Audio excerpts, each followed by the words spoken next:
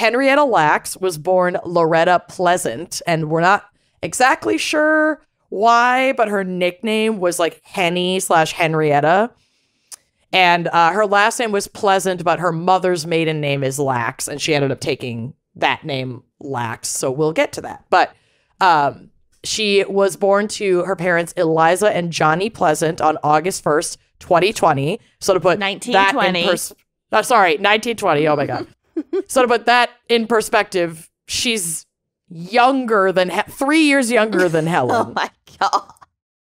When she was born. So like, and this all connects to medical racism in general. It's just very much alive and well. A lot of folks like to say, oh, that was a long time ago. But like, no. Your grandma, she's younger than your grandma. She's younger than my grandma. So Henrietta was much, but it's saying something. Right. But it's saying something. I had a lot of years with my grandma, you know? So she was a bit of a fashion icon. She was never seen without her signature red nail polish.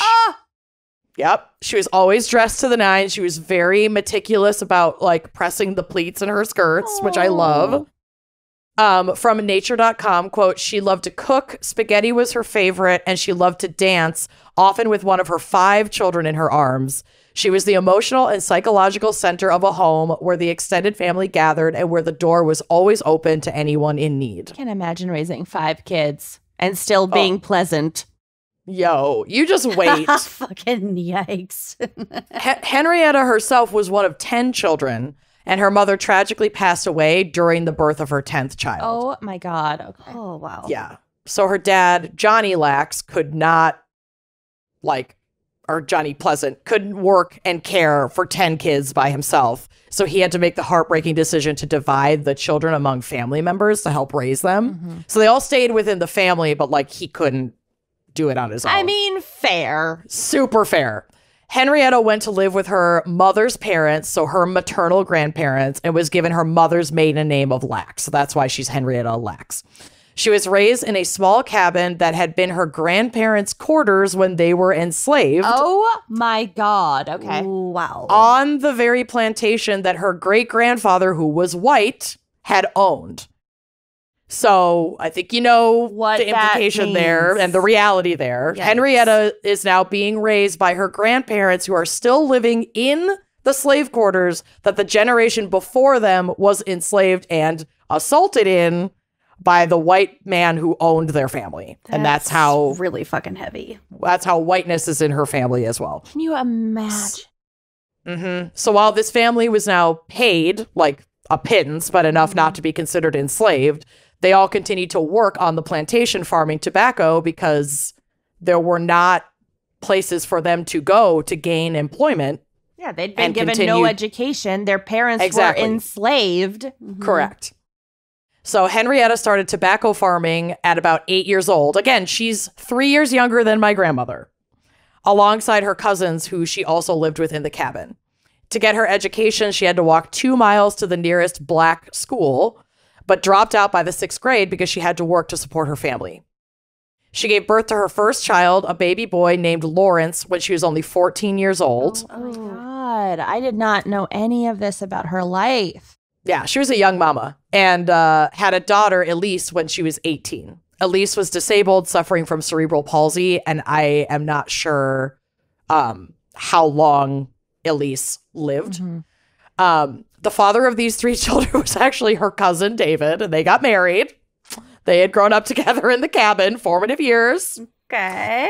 Yeah, You know I mean, what? That it Honestly, wasn't an that's like- assault. That's like the least. Yeah, exactly. yep. There's Fucking nothing. There's nothing in the story or in my research anyway. He wasn't and like I haven't much older read the than book her or anything. He wasn't much older than her, and I didn't see anything that alluded to assault. I think they just, they're trauma bonded kids growing up together in small at a young age, and you can still marry your cousin in New Jersey. It is what it is. Okay.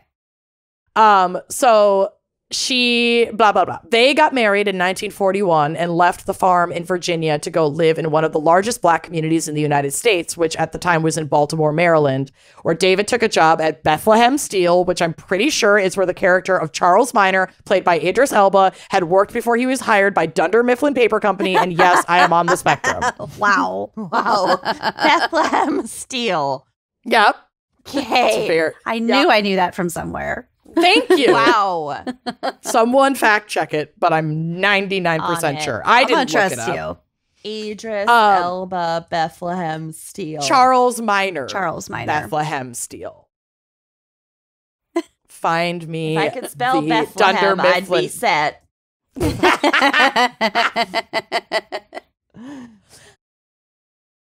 Any luck? It's going to take me a second.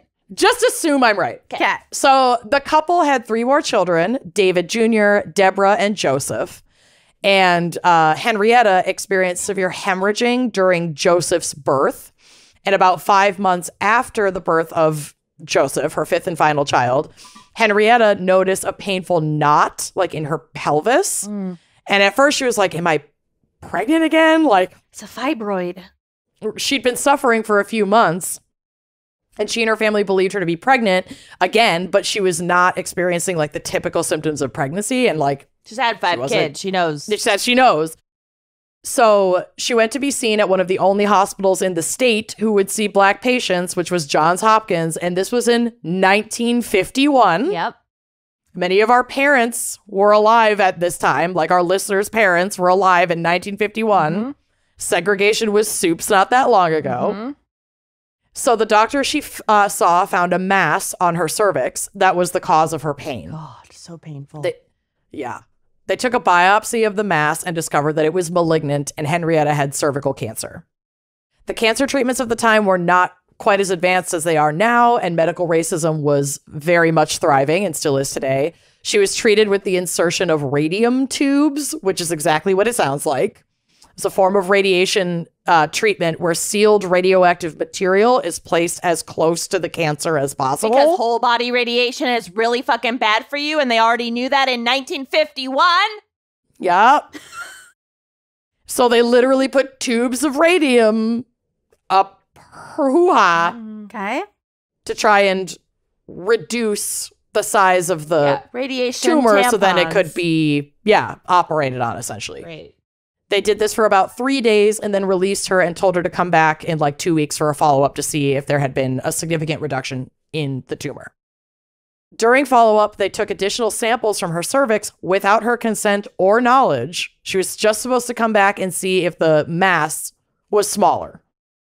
They were intentionally harvesting both healthy tissue and cancerous tissue from Henrietta. Oh my God. Without her knowing. Were they doing that to a lot of the Black patients that they were seeing at that time, like at that hospital? I believe so. They wanted to just build up a database of healthy and cancerous tissues?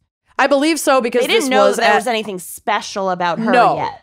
Not yet. And this was at a time when like specifically cancer research was like, there was kind of a boom in the 50s.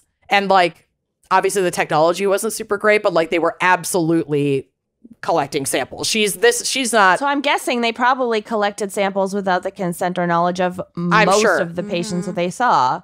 Absolutely. And that was happening all over the country. And there's a case that gets referenced later on that kind of covers that. But like, yes, they were absolutely taking samples without consent from patients that were of a marginalized group. At Johns Hopkins. And by taking samples, everywhere. I'm guessing we mean cutting like biopsy samples? Bits of flesh. Biopsy, yes. Not just like a swab. Like not, this is pre-swab days. Correct. I think that they were telling her, like, this is part of your follow-up to check the tumor. But actually, what they were actually doing was taking not only known cancerous samples from her, but also healthy tissue samples from her for the use of medical research. And she had no idea that was happening. So these samples were handed over to Johns Hopkins cancer research teams, and Henrietta and her family never knew that. She continued, like they knew that they were looking at it as part of her treatment. The doctor. She didn't know that she was. They didn't know they were handing over her flesh to a research group. Ugh. So she continued to come in for treatment over the next several months, but the cancer had metastasized throughout her body. She was admitted to the hospital on August 8th, 1951 for like basically end of life care, like blood transfusions. Like they were trying, but there was really nothing else they could do. And she stayed in the hospital until her death on October 4th, 1951. So that means she died. I mean, the radium tubes did not help because we're talking about like a week, basically. Yeah. Well, she went in August and she died in October. Right. I just meant. But yeah, they may have done multiple rounds of radium tube treatment. I didn't go down that pathway because at the end of the day, she did not survive her cancer. Mm-hmm. She was only 31 years old when she passed away. And she was buried back in Virginia in an unmarked grave in the family plot alongside her mother. Decades later, a stone was erected at her gravesite that reads, Henrietta Lacks, August 1st, 1920 to October 4th, 1951, in loving memory of a phenomenal woman, wife, and mother who touched the lives of many. God, if only she knew. Here lies Henrietta Lacks, or Gila. Her immortal cells will continue to help mankind forever. Eternal love and admiration from your family. Oh, that's very sweet. So Henrietta's cells turned out to be miraculous. The research team observed that the cancerous cells taken from her cervix reproduce at an unusually high rate, even for cancer. So that that meant they could speed up the time it takes to see what treatments either work or don't work. They don't have to on wait these cells. as long. They don't have to wait as long. And these cells could also be kept alive longer than any other samples, both the healthy and the cancerous samples that they had ever previously taken. So that allowed them more time to research and conduct tests on the cells because they were living longer in like a petri dish. Wow. Because her cells could divide multiple times in the lab without dying, they were referred to as immortal cells. They quickly realized they had something amazing, so without consulting or even considering Henrietta's family, they stole more of her cells during her autopsy before she was laid to rest. Jesus Christ. Yep. The medical assistant who had harvested these cells from her used a labeling method that took the first two letters of the patient's first and last name to identify the samples. Gila. Thus, the immortal cells were named Gila cells. I did learn that recently, yeah. Mm-hmm. It's so fucked up because, her family might have given consent if they had just been informed and asked. We'll kind of get to that, too. They don't not want amazing advancements in medical technology. Right. Their mom died of cancer. I'm sure they want to assist cancer research, but it should be their choice. It should be they should be informed at all. So, yeah. Gila cells are a miracle of modern medicine. They've been used to develop such medical advances as the polio vaccine and a million other things, which we'll get to a smattering of them. While this was never once attributed to Henrietta, the cells were also used unethically, injecting them into cancer patients of color, inmates of color, and even healthy folks just to see if cancer could be spread or eradicated with the cells. Great.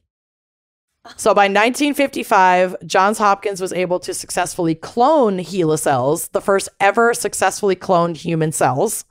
They were mass produced and shipped all over the world for medical research, treatment of cancer, AIDS, gene mapping, even to be used to test the effects of radiation and toxic chemicals, sensitivities to certain adhesives, glue, cosmetics, etc. So her cells are the reason why we've been able to study. We have anything.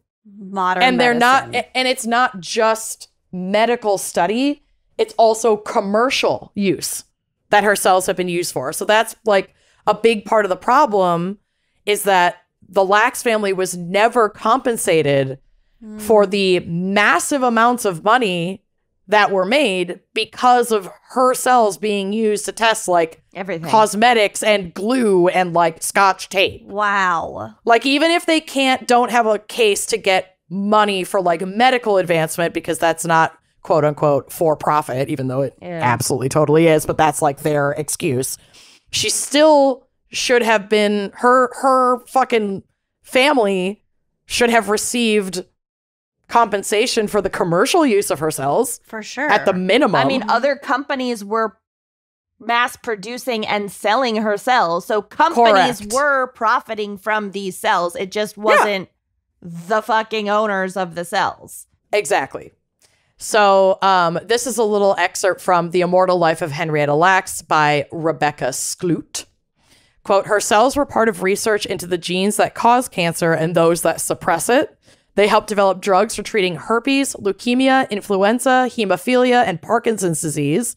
They've been used to study lactose digestion, sexually transmitted diseases, appendicitis, human longevity, just like lifespan in general, mosquito mating, and negative cellular effects of working in sewers. Oh, no. They're used for like fucking everything. Well, I sure hope you liked that clip. If you did like that clip, make sure you are subscribing to our YouTube channel, leaving us a nice review, and joining us on Patreon for even more video content, audio content, salacious content all around. Come join us. Treat yourself.